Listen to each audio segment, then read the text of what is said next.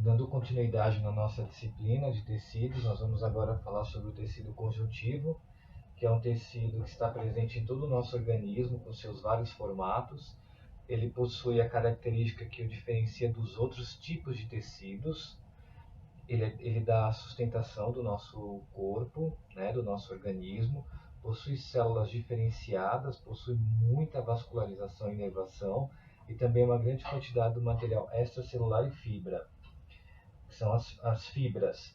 O seu material extracelular, que é chamado de substância amorfa, né, que é o líquido que é formado basicamente por água, polissacarídeos e proteínas, conforme nós até estudamos na primeira aula sobre a célula, né, que seria a parte orgânica e inorgânica da célula, e eu falei muito sobre a parte da água.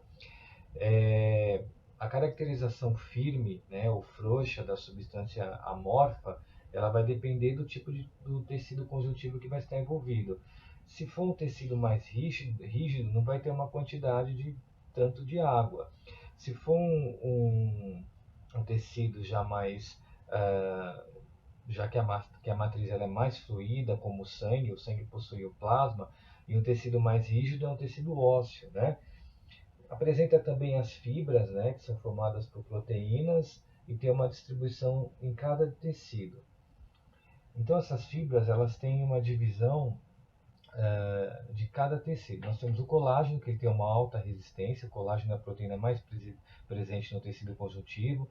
Com a idade, o colágeno vai diminuindo e algumas pessoas acabam realizando alguns tratamentos em relação para aumentar o colágeno, né?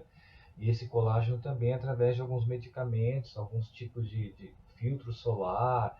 é, com a idade, esse paciente ele pode ter um aumento desse colágeno.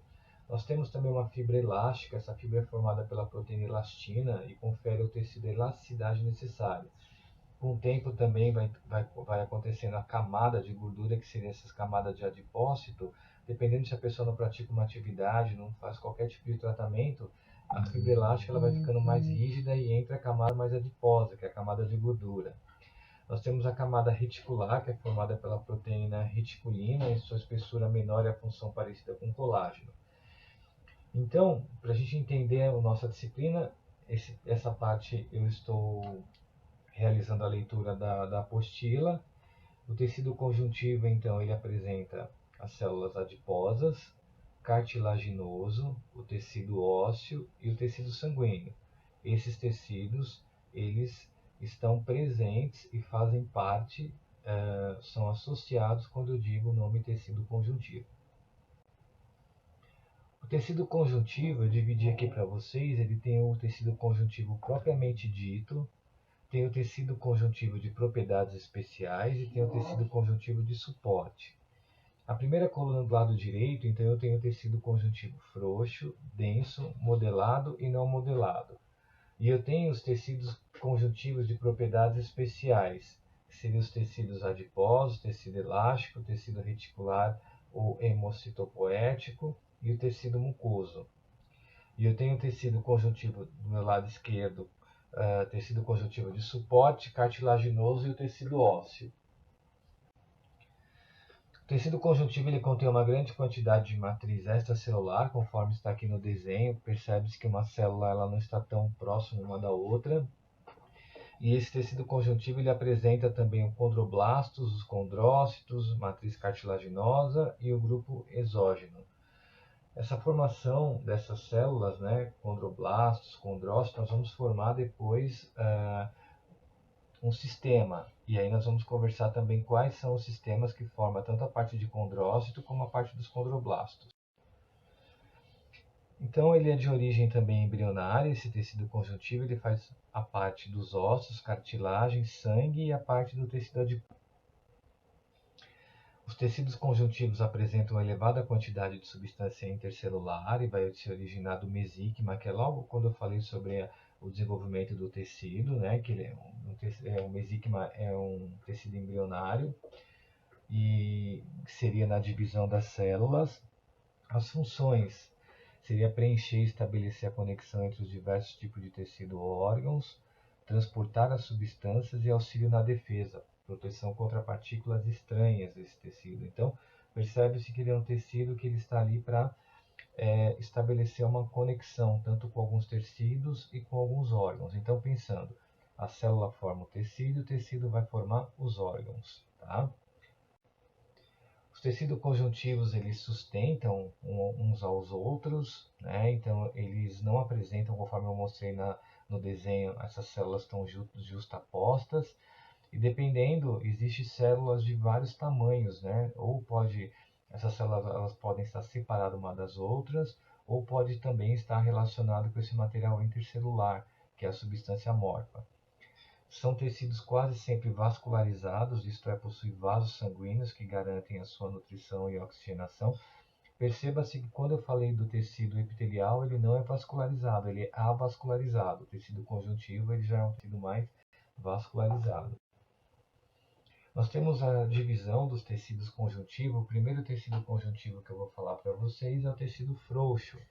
Ele está na camada da derme e da hipoderme. Lembra das camadas da pele em relação ao tecido epitelial? Nós temos a epiderme, a derme e a hipoderme. Então, pela parte microscópica aqui do nosso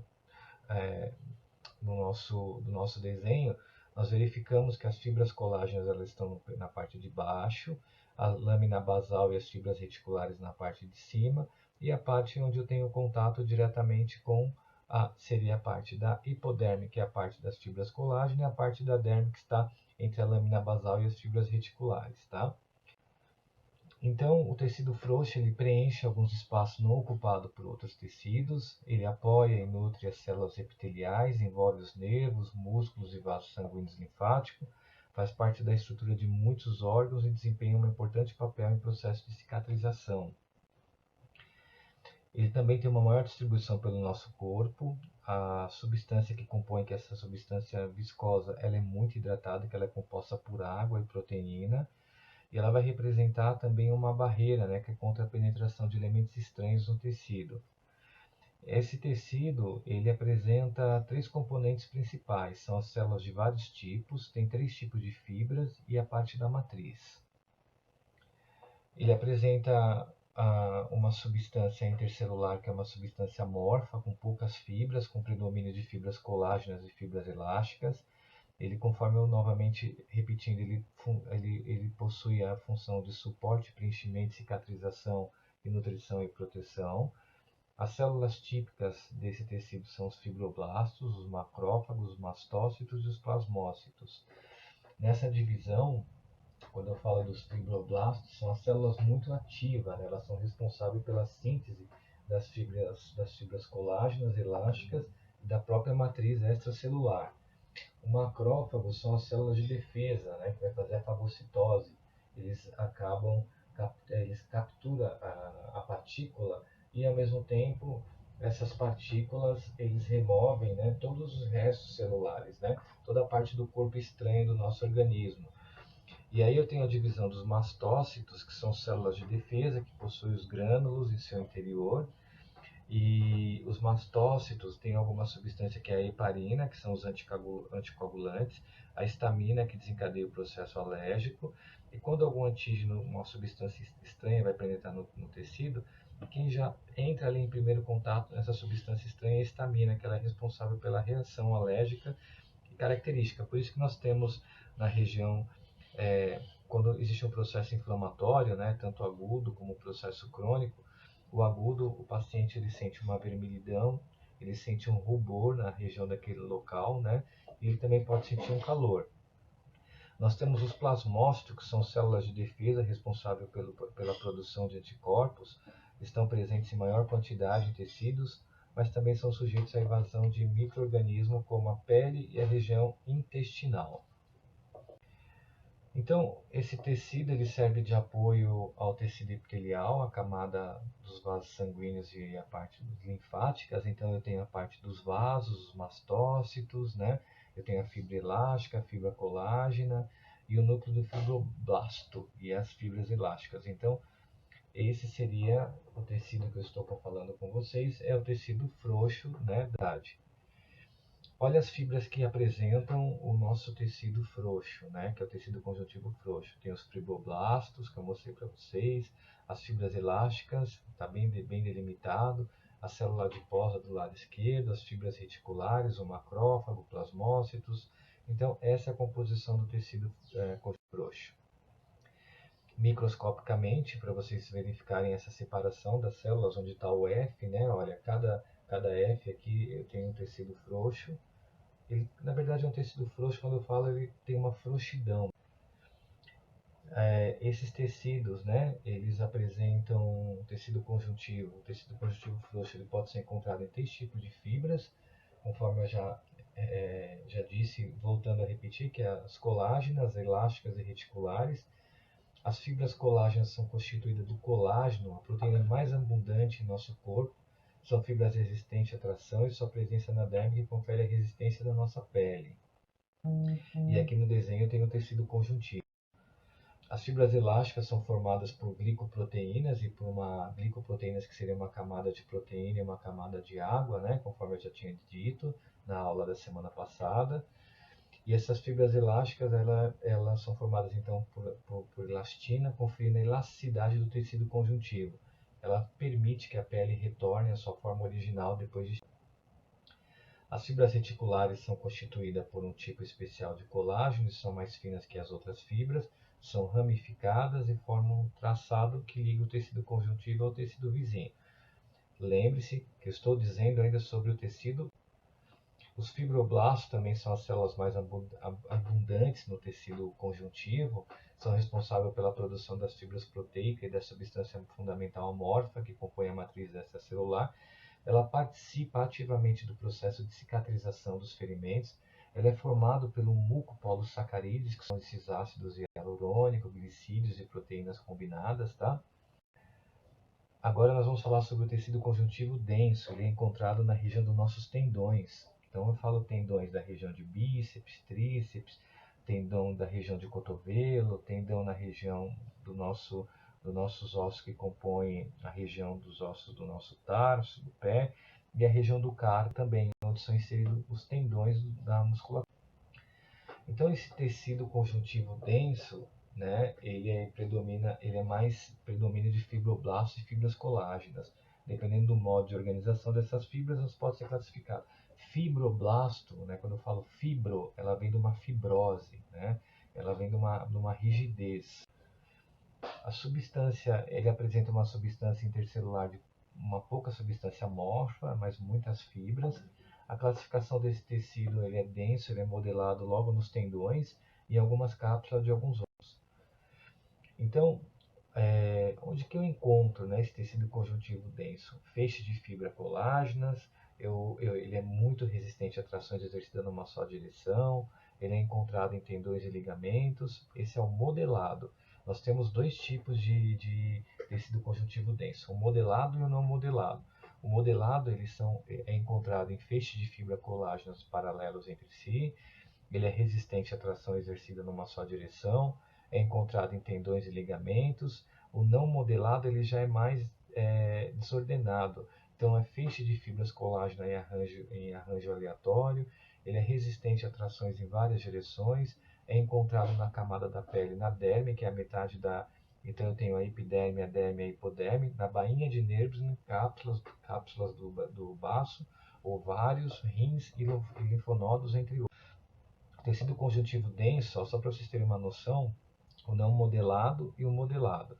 O modelado ele já apresenta-se mais uniforme, uma fibra do lado da outra, e o não modelado percebe-se pelas flechas que ele já é mais distante, né, uma fibra da outra. O não modelado, eles são fibras colágenas entrelaçadas, dispostas em feixe, que não apresentam orientação fixa, né? Ele é resistente, ele tem uma elasticidade maior, ele forma as cápsulas envoltórias de diversos órgãos internos e forma também a camada da derme e o tecido conjuntivo da pele.